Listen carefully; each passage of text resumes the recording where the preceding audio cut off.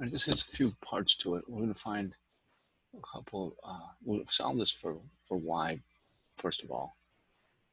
We'll sketch the functions, and then we'll differentiate the functions with respect to x. So then we're going to do the whole job implicitly and compare the derivatives and see how they compare.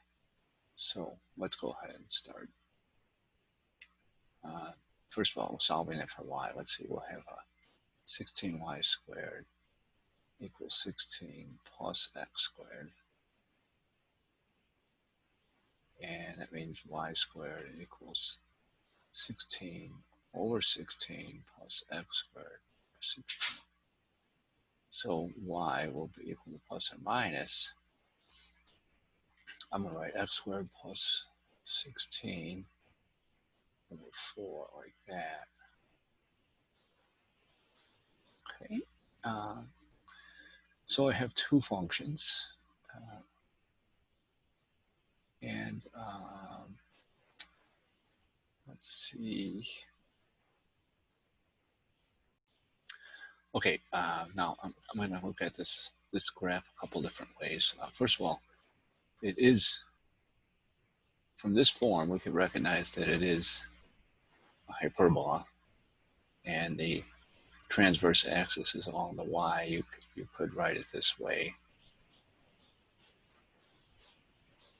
So you can see that we have our transverse axis coming this way, and we've got the A is 1 and B is 4. So I draw my rectangle, and then I can draw in these pieces coming this way. So it's kind of a flat looking graph, hyperbola coming in that way. And this one is actually a little bit crooked there. That's one. It's coming in like this, out towards that asymptote. So you have got your oblique asymptotes. And so that's roughly what it looks like. Now, so I've got A and B done. Now let's go ahead and differentiate these functions. So let's start with, now the plus or minus, we can get both of them together. dy dx is going to be plus or minus, and we'll have, I'll put that fourth out in front, and then I'll have a half with an x squared plus 16 to the negative half, and then times the 2x. That's the chain rule in conjunction with the power rule. So this gives us a plus or minus, looks like an x over 4. And then, let me fix that. I don't like that form. We'll go with this, plus or minus. We'll have x over 4 with our square root of x squared plus 16, like so. Okay, so, and there are two of them, plus or minus. So we have two different derivatives. One giving us this positive derivative, so that would be any values of x that were positive over here.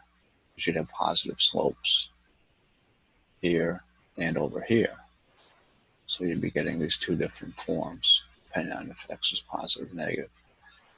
And then you get negative slopes coming in over here and over here.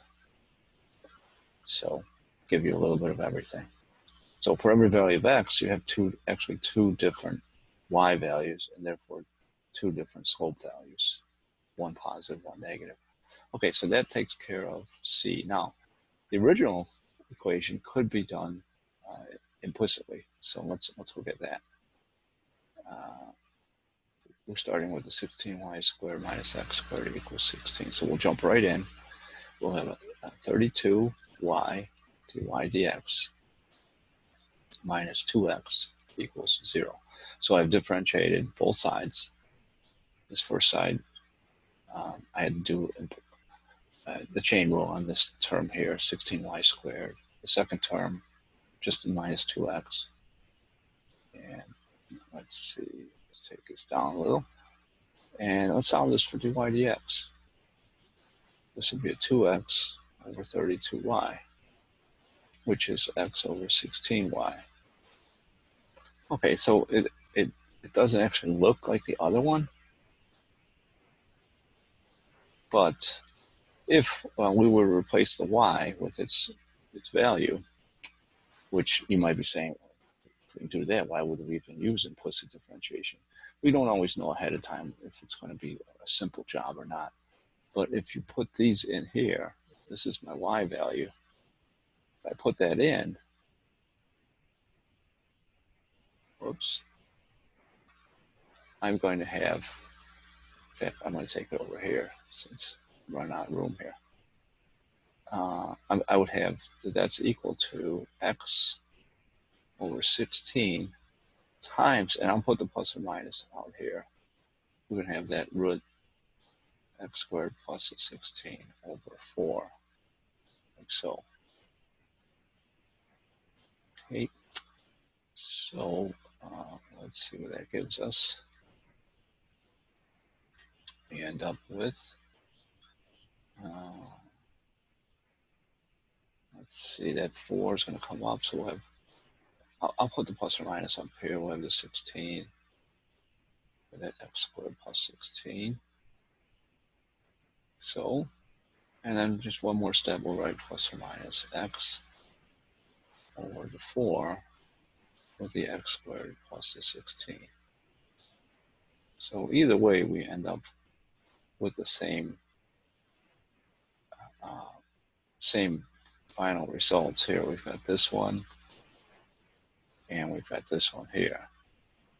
Notice that they're the same. For this problem, it really didn't matter because both methods actually took about the same amount of work. So there's really no time saving on this one. But it does show that the theory does work.